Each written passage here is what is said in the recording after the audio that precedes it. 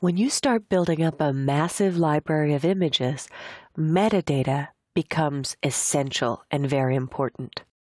I'm here in Adobe Bridge, and if you take a look at the collection of images in your Assets folder, metadata will tell you more about the file.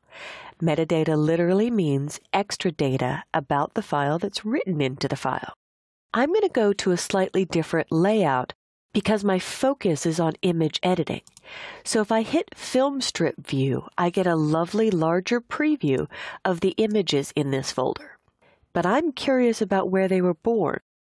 So I will go to Window and choose the Metadata panel. And with the Metadata panel, I like to dock it down here on the left so I still have room for large previews. I'll also hit Folders because I've collected for you images that were born on quite a few different camera types. If I take a look at this shot that I took years ago, firstly, I could see that I put myself in as the creator. I could see I have a title, what city and state I live in.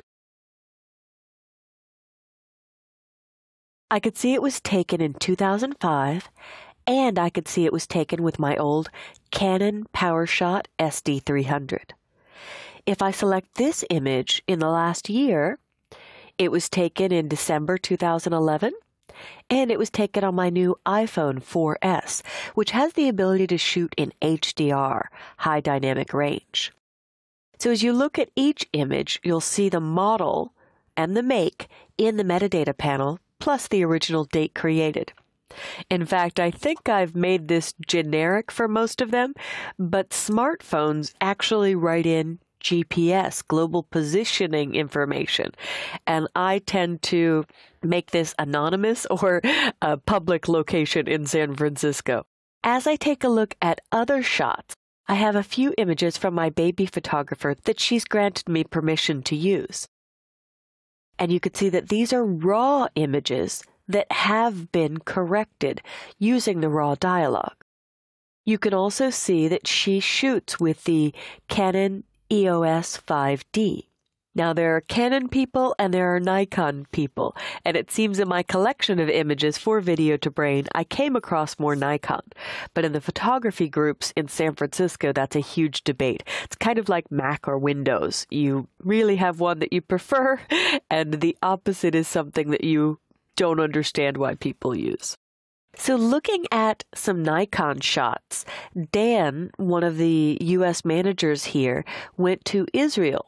And with his camera, he set it up to take RAW in the NEF, the Nikon proprietary RAW format, and at the same time JPEG. Now, it may be a little tricky to see, but instantly I notice when I click on the RAW how it's a little bit flatter, the colors aren't as vibrant. When I click on the JPEG, that is already baked into the camera. Sharpening is applied and your camera settings are permanently written in or applied to the file. So you could think of the JPEG like your print.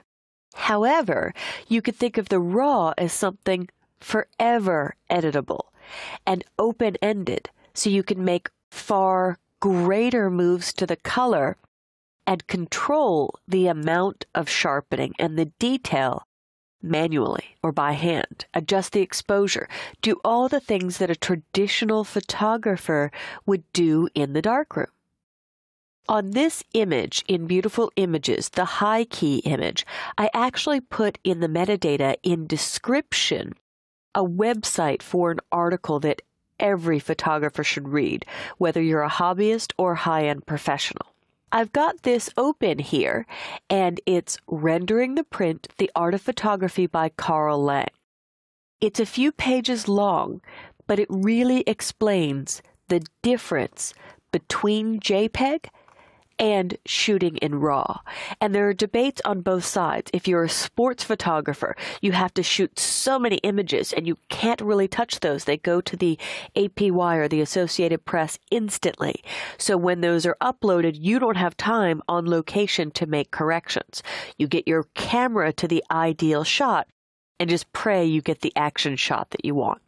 So do take some time, read this article on your own, and it will do a far better job than I'm sure I will of explaining the depth and detail and power you get out of a raw image. Now, coming back to Bridge, I'm going to actually show you my workflow for importing camera images. So what I will do is plug in my camera card. Some cameras plug directly into the computer, and using Adobe Bridge, you can import them. I have just plugged my camera card in, and it will show up in a moment. There's my Nikon card. My images are stored here. I'll open the folder and do a Select All, Command A or Control A, and drag them to Camera Download. If you have a point-and-shoot camera, you might plug your camera or your phone directly in and choose File, Get Photos from Camera in Adobe Bridge. But my workflow is to copy all the contents of the card, and high-end photographers may be doing 4 or 5 or 6 cards for a specific shoot or a specific event. Once they're copied, I can use Adobe Bridge to go to the desktop and see my camera download. And as I look, I could see shots with different exposure settings that I took while here in Graz, and some other still shots of a hat, again with varying exposures. So I'll start by selecting these 4 and going to Tools, Batch Rename, and naming this Video to Brain, Graz.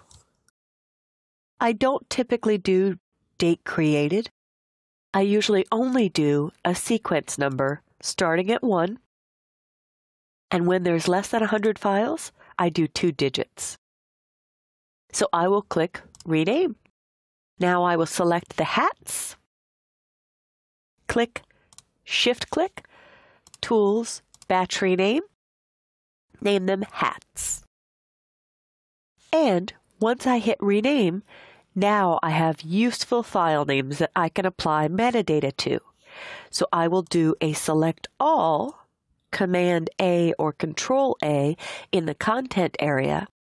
And you could actually just type information here with all of these pencil fields, the editable fields.